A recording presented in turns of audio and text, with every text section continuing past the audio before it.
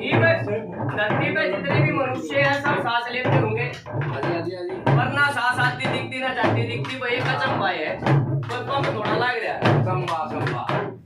तो गुरुजी उस परमात्मा ने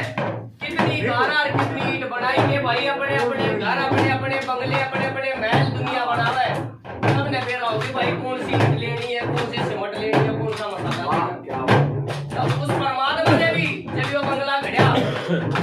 कितनी ईंट और कितनी गारा ली है। दूसरी बात गुरुजी ये बताया कि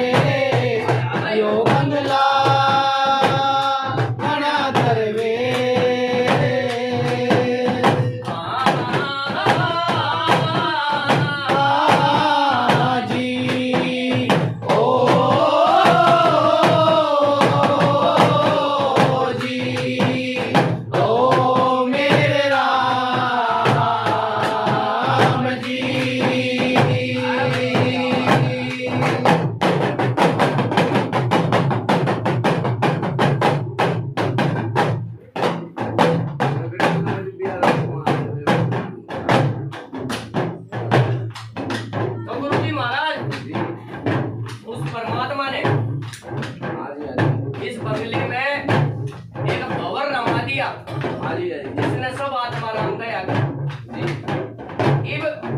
मन का पापी बताया, मन ताल भी लगावे राग भी गावे। तो तीसरी बात में वो मालिक की बड़ाई बात पे के कही है के बताया